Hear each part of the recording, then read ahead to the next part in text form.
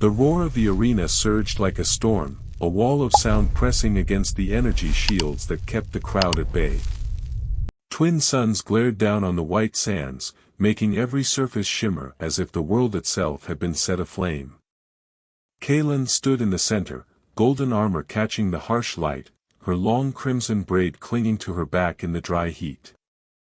Her pointed ears twitched at every cheer, every jeer, every pulse of anticipation that rolled across the seats of the Grand Colosseum. She was the blade of House Vera, heir to honor and bloodline, and today her worth would be judged before all. Opposite her stood Darren, the human prisoner. Larger than many warriors of her people, his frame carried a rugged strength, forged in survival rather than tradition.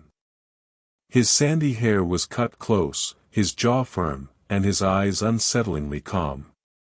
No fear, no hesitation, just a steady, calculating focus that unsettled her more than any bellow of defiance could. From the High Council dais, Zerath leaned forward, his blue skin gleaming beneath ceremonial armor, his lips curved in that insufferable smirk. Kaelin had endured the whispers, too careful, too compassionate, too strategic to be a true warrior. Today she meant to silence them. And yet, the smirk told her he already counted her as defeated. High Matron Ceres raised her staff. The crowd hushed as if their voices had been stolen from the air. "Let honor be judged," the matron declared, her voice ancient and absolute. Kaelin did not wait. She surged forward, plasma glaive slicing arcs of shimmering fire through the air. The heat of the weapon shimmered, a song of destruction meant to cleave any foe. She struck with precision, her body honed by years of training, every step a perfect piece of choreography in the deadly dance of her people. But Darren did not meet her strength with strength. He moved differently, sidestepping, pivoting, forcing her strikes into empty air. Where she was a storm, he was stone, weathering, waiting, learning. His staff, plain steel with no glow or hum, intercepted her glaive again and again with maddening efficiency. The crowd shifted, confusion rippling through their ranks. Kaelin's fury rose. Each swing of her weapon struck nothing but sand, and when they clashed, his restraint frustrated her. He wasted no motion, his eyes following her every move as though each attack of hers was a lesson he was memorizing. She feinted left, then drove her glaive in a sweeping arc that had shattered dozens of opponents before. He appeared to take the bait, lifting his staff to block, and then, at the final instant, dropped low, striking the sand at her feet. Her balance faltered. His staff hooked her ankle. The world spun. Kaelin crashed to the ground, armor clanging, breath torn from her lungs. And then his knee pinned her chest, the tip of his staff pressed to her throat. The arena froze. The silence was suffocating. She, Kaelin of House Vera, sword of her people, lay pinned beneath a human with nothing but a metal rod. High Matron Ceres's voice, ceremonial and heavy, broke the stillness. The challenger has been bested. By the law of the arena, her life is forfeit. Kaelin closed her eyes. Death was preferable. Death was clean. Death would at least preserve a shred of honor. But Darren's voice rang out, firm and clear, "There is another law." The crowd murmured. Ceres's eyes narrowed. "Speak plainly, human." "The law of conquest," Darren said. "The victor may claim servitude instead of blood." Kaelin's eyes snapped open, horror flooding her chest.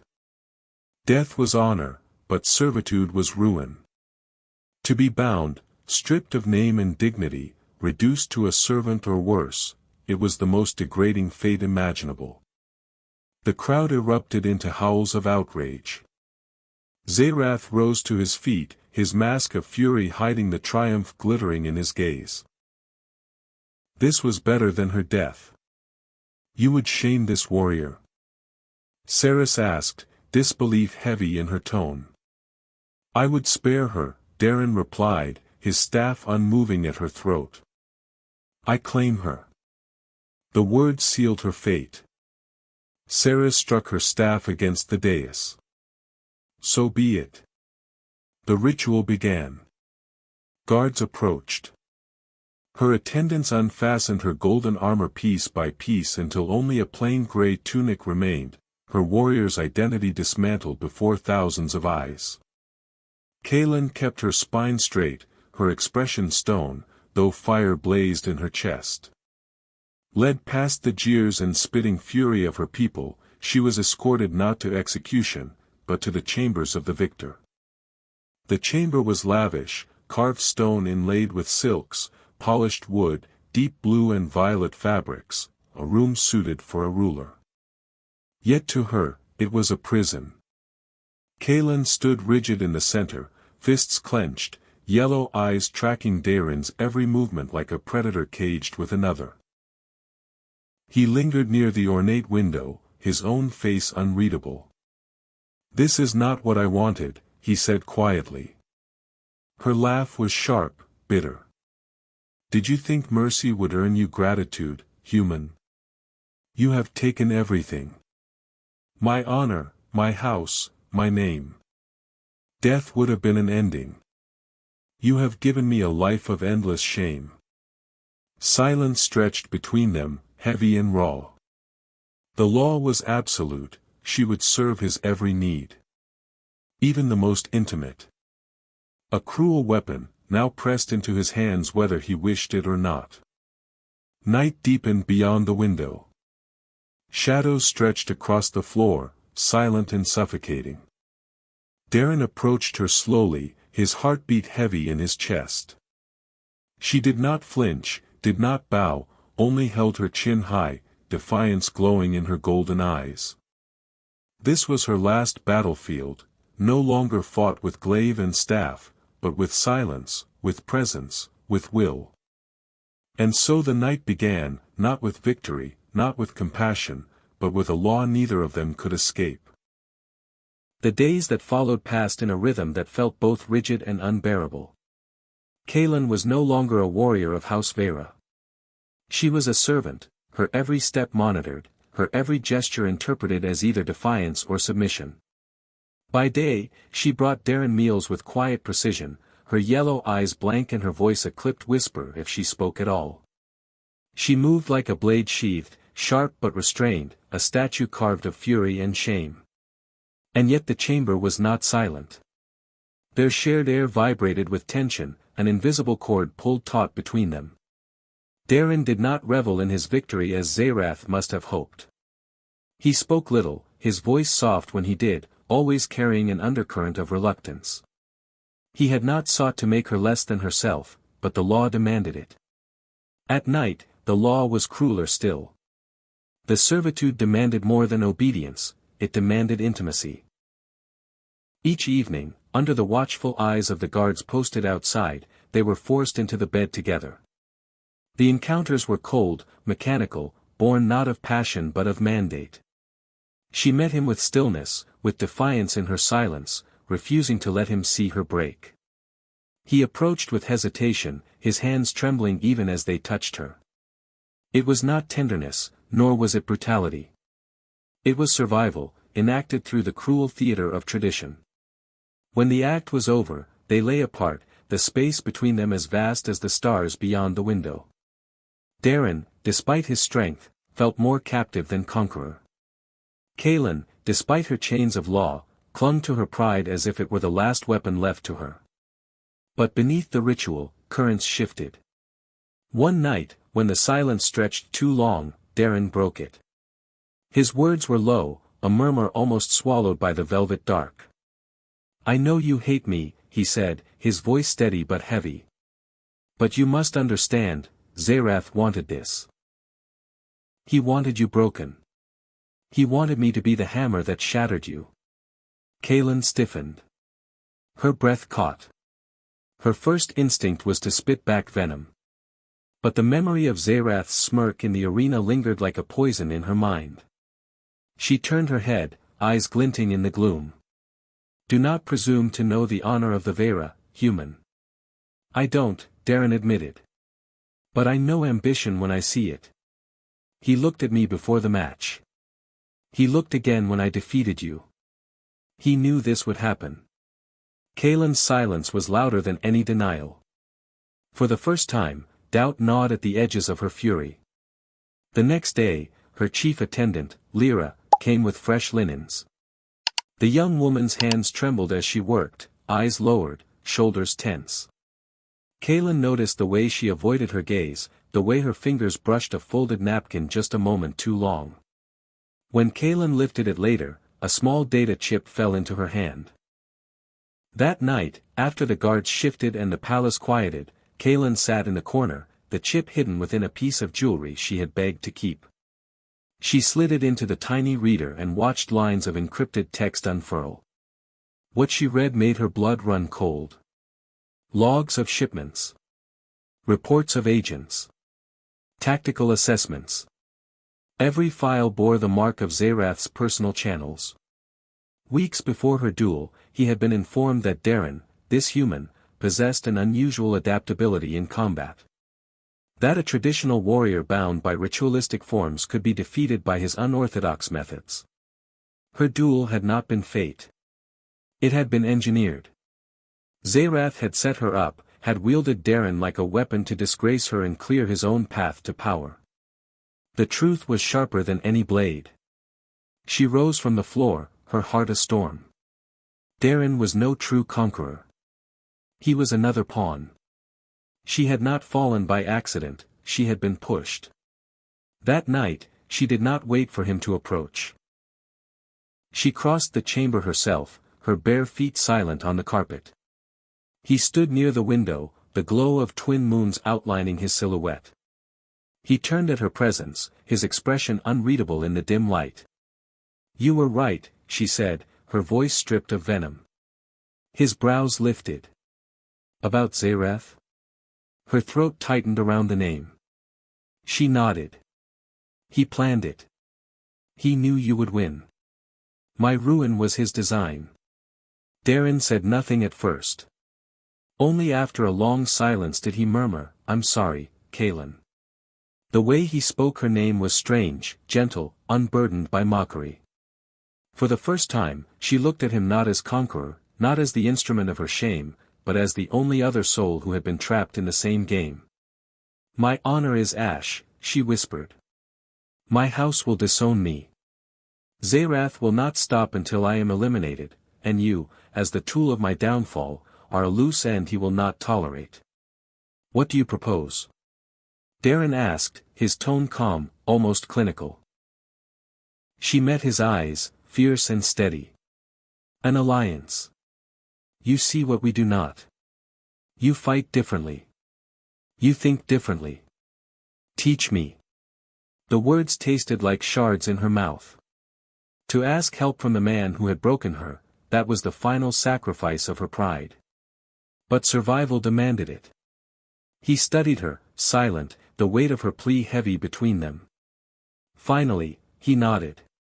"We do this my way. No traditions. No cages. If you want to survive, you must learn to see the world as I do." A pact was struck. The chamber ceased to be a prison. It became a crucible. By day, Kaelin played the role of silent servant, her head bowed, her hands steady. By night, the chamber transformed. The silks on the floor became mats. The lavish room became a training ground. Darren broke her forms down, piece by piece. "Your combat assumes your opponent shares your rules," he told her, easily parrying her strikes. "But enemies who refuse those rules will eat you alive." He taught her to break rhythm, to feint, to use deception as a weapon.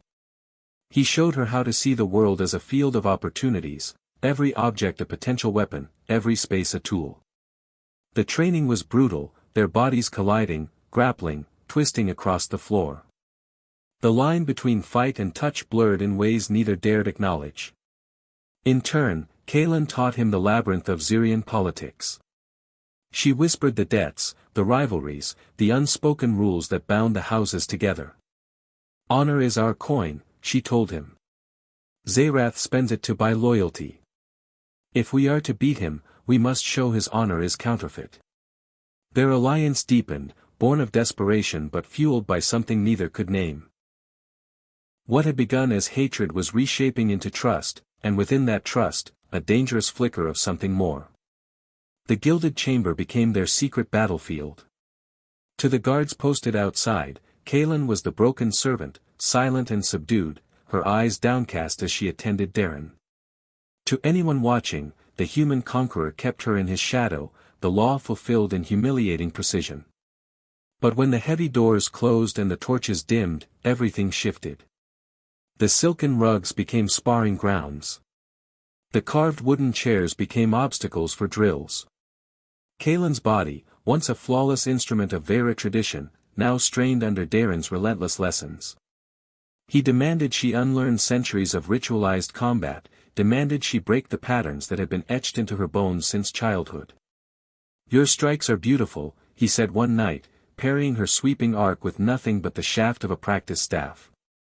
"But beauty is predictable. Predictability kills."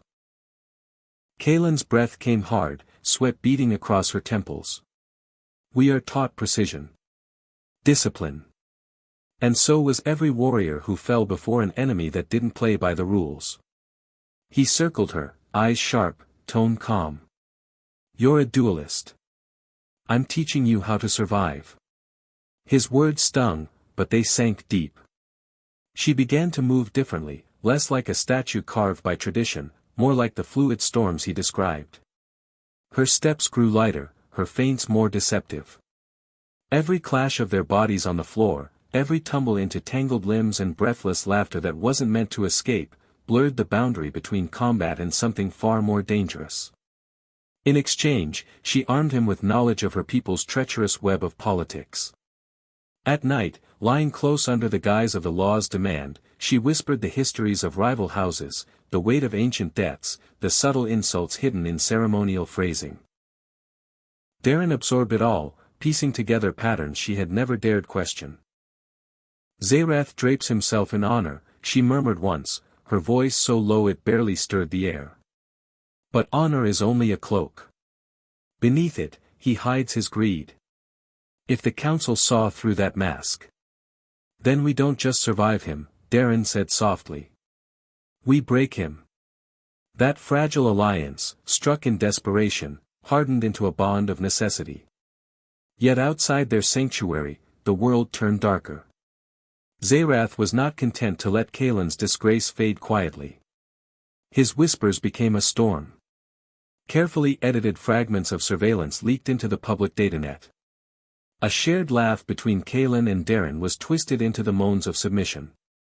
A training session's calm instructions became the barked commands of a master to his pet. The narrative was simple: the proud sword of House Vera, not only defeated by a human savage, but broken, eager in her debasement. The public reeled in horror. Kaelin's name became a curse, spat on training grounds, whispered as a warning to apprentices. Her family's seat in the council shook under the pressure. Rumors of disownment swirled, each one a blade pressed closer to her throat. And the guards, they began to change too. Once impassive, now their eyes lingered on her with contempt. Meals arrived late, cold. Requests for linens went ignored. In their gazes, Kaelin and Darren were pariahs, disgraced and despised. But where Xerath sought to crush them, the pressure fused them closer. In the silence of the chamber, the tension of survival turned into something fierce and fragile. "They cannot see past their own pride," Darren said one night, his hand brushing the sharp edge of her ear, a gesture so unexpectedly gentle it stole her breath. "Their honor is a cage. Xerath holds the key." "Then we must build our own," Kaelin whispered, her fingers curling around his. For the first time, she reached out not as servant or pupil, but as partner. "The cage he built for me will become his tomb." Her fury crystallized into resolve. With Darren's strange strategies guiding her, Kaelin began to weave her own game. The first move was subtle. Through Lyra, her trembling but loyal attendant, she let slip carefully crafted lies to one of Zerath's more foolish agents. A rumor that Darren was secretly in contact with Envoy Mara, the human ambassador. That Kaelin was to be traded for concessions. Enough to stoke paranoia in Zerath's calculating mind. Then came the performance. During a guard shift, Kaelin and Darren erupted into a staged argument. She hurled insults in her native tongue, voice slicing like blades. He shouted back in his own language, shoving a chair so hard it splintered against the wall. The noise spilled into the corridor, the guards rushing to peer through the grill. What they saw was exactly what Zerath was meant to see, a broken alliance, the human master tightening his grip, the alien slave seething in futility. The bait worked. Zerath shifted his attention toward Darren's supposed conspiracies, his web of spies chasing phantoms while Kaelin moved in the shadows. Through whispers, she reached the few allies still willing to listen, minor houses suffocated under Zerath's growing dominance, too afraid of his tyranny to remain silent forever. She did not ask for loyalty. She offered survival, showing them how his rise would strip them of power just as surely as it had stripped her of honor. The final stroke of her gambit was bold enough to shake the council. With her allies positioned and Zerath distracted, Kaelin submitted a formal petition. She challenged him. Not to death, but to a grievance duel, for the leadership of House Vera itself. It was unheard of. A disgraced warrior, stripped of title and name, calling out the most powerful traditionalist of the council. And yet the very honor Zerath worshipped bound them all. The council had no choice but to grant her request. The day of the duel dawned cold, twin suns casting long shadows across the arena sands. This time, the crowd did not roar for blood. They murmured in disbelief, 1,000 voices hushed with anticipation. Kaelin entered not in gold, but in plain leather. No humming plasma glaive in her hands, only 2 balanced steel blades, the weapons of one who had nothing left to lose. Across from her, Zerath loomed in gleaming armor, his glaive radiating lethal light. He looked at her with pity sharp enough to cut. To him, this was not combat. It was theater. Her execution would be swift, and his triumph complete. High Matron Saris raised her staff again. The arena fell still. The signal rang out. And the duel began. Zerath thundered forward, glaive raised high, the very image of Vera might. Every strike he unleashed was designed to overwhelm, to crush, to end the duel before it could even be called a fight. Sparks leapt from the sands as his blade scorched the ground, each blow a roar of power meant to remind the crowd that he was the rightful heir to their traditions. But Kaelin no longer moved as she once had. She did not meet his fury head-on. She was air against stone, water against fire. Each time his glaive carved the air, she slid aside, her steps light, her blades flashing only to redirect, never to clash. The sand shifted under her, and she used it, letting her footing adapt, never fixed, never rigid. The crowd's murmurs swelled. This was not the Kaelin they remembered, the flawless duelist of House Vera. This was something new, something fluid, something dangerous. Zerath snarled. Stand and fight, coward. His voice carried across the arena, dripping with disdain. I am fighting, Kaelin answered, her words sharp and cutting, carrying on the wind. You just cannot see the truth through your rage. His strikes grew wilder, his movements less precise. He was a storm, but storms burned themselves out. And Kaelin had learned patience. Each sidestep, each deflection, each controlled breath was a lesson Darren had carved into her bones. The duel stretched long, sweat pouring down Zerath's temples, his breath harsh behind clenched teeth. Kaelin's calm, by contrast, was a blade honed to a perfect edge. At last, his fury betrayed him. He lunged, overcommit, the weight of his glaive dragging him forward. Kaelin dropped low, her blade hooking behind his knee. With a twist, his leg buckled, and the ground claimed him. His glaive spun from his grasp, clattering against the arena stones. In one smooth motion, Kaelin rose, pressing the point of her blade against his throat. Silence crashed down over the crowd. For a moment, time itself seemed to stop. Kaelin leaned close, her voice a whisper meant only for him, "Yield, or taste the dishonor you wove for me." But then she lifted her head, raising her voice for all to hear. "Tell them, Zerath. Tell them of the plots you spun, the reports you buried, the lies you cloaked in honor." The color drained from his face. Before the council, before the crowd, his mask cracked. Faced with the blade at his throat and the evidence she had prepared, Zerath faltered. Words spilled from him, admissions, excuses, half-baked justifications. But the truth was laid bare. Gasps rippled through the arena. The great Zerath, breaker of Kaelin, champion of honor, revealed as a schemer who had twisted their laws to his own ambition. High Matron Saris rose, her staff striking the dais. "So be it," she declared, her voice booming. "Zerath is exiled. His name stricken from record. It was a fate worse than death, the erasure of identity itself." Kaelin lowered her blades, standing tall. She was no longer the broken servant of whispers. She was once again Kaelin of House Vera, yet more than that. She was something her people had never seen before. When the council convened, she stood before them, her voice steady, resonant with the weight of her journey. Honor is not found in conquest. It is not in the breaking of the defeated. True honor is knowing when a life spared is worth more than a victory claimed. She turned then, gesturing to the guards who brought Darren forward. His chains fell away, and he stood, tall and unbowed, before the council. "By the authority of House Vera," she declared, "I end the servitude placed upon Darren of Earth. He is free, and more than that, he is an honored strategist, a friend of our people." For the first time, murmurs of approval rippled through the council chamber. Not outrage, not disgust, but something new, understanding. A seed had been planted, small but unshakable. That night, the chamber that had once been a prison was hers again. The silk seemed warmer, the air lighter. Darren gathered his few belongings, preparing to depart. Kaelin entered, wearing not armor, not robes, but a simple tunic.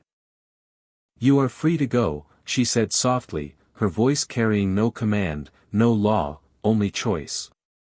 "I know," he replied, but he did not move toward the door. For a long moment, silence stretched between them, filled not with hostility but with the weight of everything they had endured. She crossed the room, standing close enough that her head barely brushed his chest. Her hand rose, fingers grazing his jaw, her thumb lingering on the rough line of his cheek. "The law no longer binds me to you, Darren," she whispered. Her golden eyes burned with vulnerability and defiance both. "But I find I am not ready for you to leave." He covered her hand with his own, steady, warm. His voice was low, thick with unspoken feeling. "I'm not ready to go."